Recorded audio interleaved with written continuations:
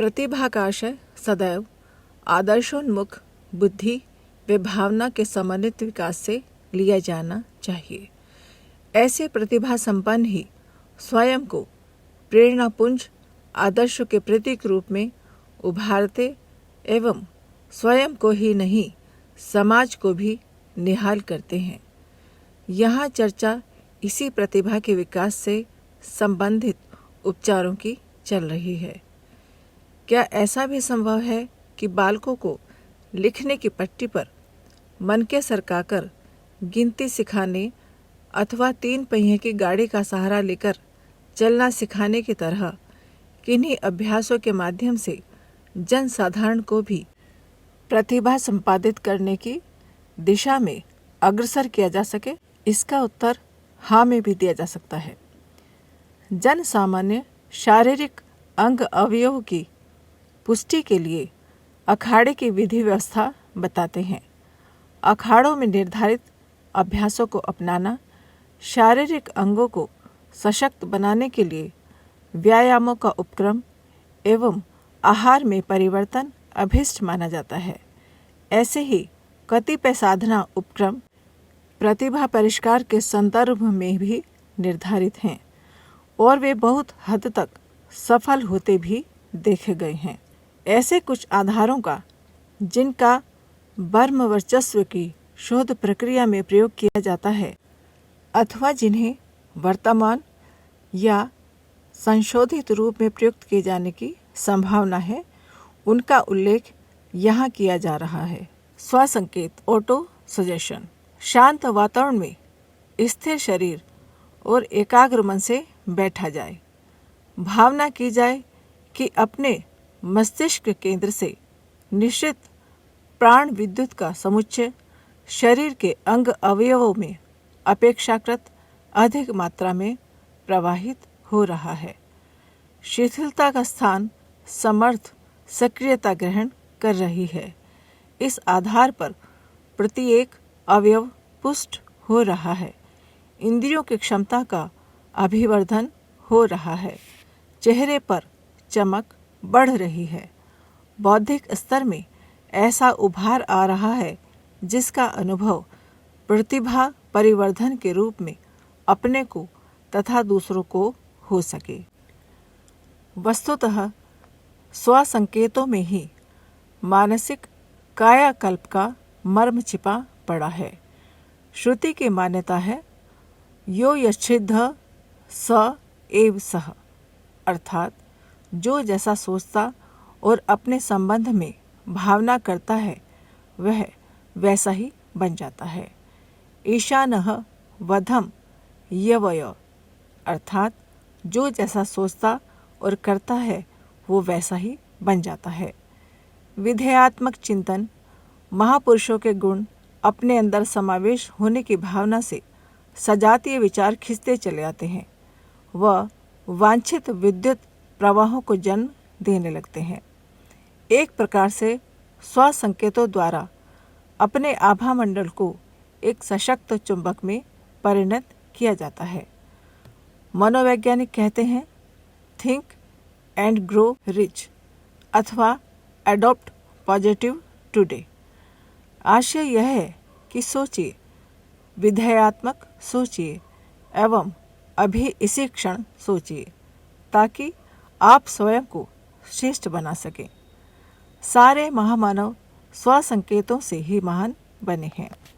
गांधी जी ने हरिश्चंद्र के नाटक को देखकर स्वयं को संकेत दिया कि सत्य के प्रयोगों को जीवन में उतारो व उसके परिणाम देखो।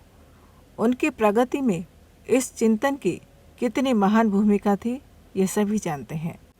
नंबर 2, दर्पण साधना। यह मूलतः आत्मावलोकन की आत्म परिष्कार की साधना है। बड़े आकार के दर्पण को सामने रखकर बैठा जाए।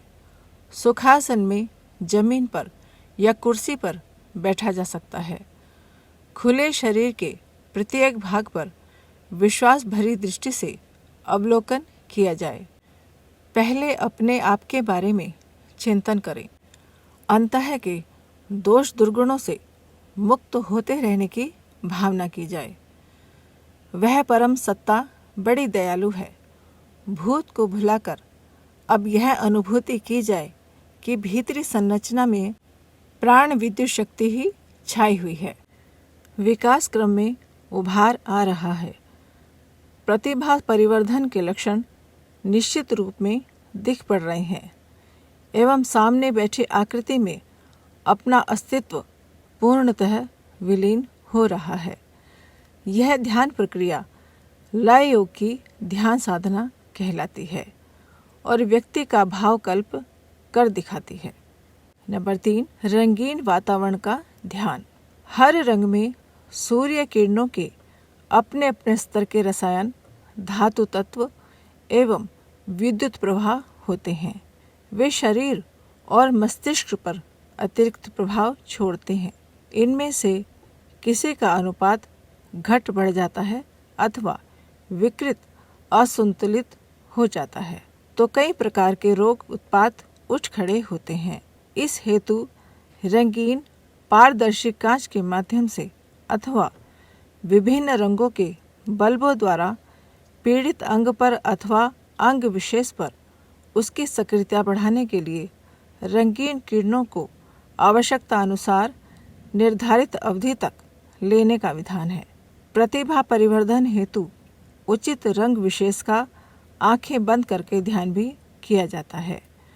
कुछ देर तक सप्त वर्णों के क्रम में से निर्धारित रंग बैंगनी, नीला, आसमानी, हरा, पीला, नारंगी और लाल के फ्लैशेस स्ट्रोबोस्कोप यंत्र द्वारा चमकाए जाते हैं एवं आँख पर पहने चश्मे में वही वर्ण विशेष सतत दिखता रहता है। इसका प्रभाव मस्तिष्क के सूक्ष्म केंद्रों, चक्र संस्थानों आदि पर पड़ता है। नियमित रूप से कुछ देर के ध्यान के क्रमशः अभ्यास करते रहने पर वांछित परिवर्तन प्रक्रिया आरंभ हो जाती है। ध्यान यह किया जाता है कि संसार में सर्वत्र उसी एक रंग की सत्ता है जो अपने शरीर में प्रवेश करके अभीष्ट विशेषताओं की ऊर्जा शरीर में प्रवाहित करती है। यह ध्यान 5 से 10 मिनट तक किया जाता है। विशेषज्ञों के द्वारा भिन्न भिन्न प्रकृति के साधकों के लिए भिन्न भिन्न वर्णों का निर्धारण करके ही यह प्रक्रिया आरंभ की जाती है।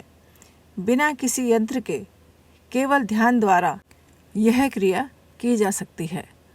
सफ़ेद रंग में सभी रंग समाये हुए हैं, अतः सफ़ेद रंग का ध्यान करना सभी के लिए उपयोगी है। नंबर 4, प्राणाकर्षण प्राणायाम। प्रतिभा संवर्धन के लिए एक विधान प्राणाकर्षण प्राणायाम का भी है। इसकी विधि यह है कि कमर सीधी, सरल आसन, हाथ गोदी में, मेरुदंड सीधा रखकर बैठा जाए। ध्यान किया जाए कि श्वेत बादलों जैसी शक्ल के प्राण का उफान हमारे चारों ओर उमड़ता चला आ रहा है और हम उसके बीच निश्चिंत प्रसन्न मुद्रा में बैठे हैं। नासिका के दोनों छिद्रों से धीरे धीरे सांस खींचते हुए भावना की जाए कि सांस के साथ प्रखर प्राण की मात्रा भी घुली हुई है और वह शरीर में प्रवेश कर रही है। अंग अवयवों द्वारा वह धारणा की जा रही है। खींचते समय प्राण के प्रवेश करने की व सांस रोकते समय अवधारणा की भावना की जाए।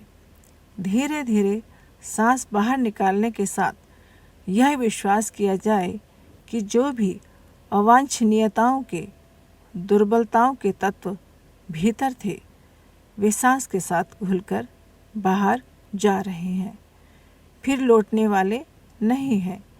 इस प्राणायाम को आरंभ में 5 से 10 मिनट ही करना पर्याप्त है। क्रमशः यह अवधि बढ़ाई जा सकती है। पुस्तक का नाम सफल जीवन की दिशाधारा। लेखक पंडित श्री राम शर्मा आचार्य जी। अगर आपको हमारी यह वीडियो पसंद आई हो तो इसको लाइक करें, कमेंट और शेयर ज़रूर करें और हमारे YouTube चैनल ऋषि चिंतन को सब्सक्राइब भी कर लें। साथ ही बेल आइकन को भी दबाएं ताकि आपको आने वाली वीडियोस की नोटिफिकेशंस मिलती रहें। धन्यवाद।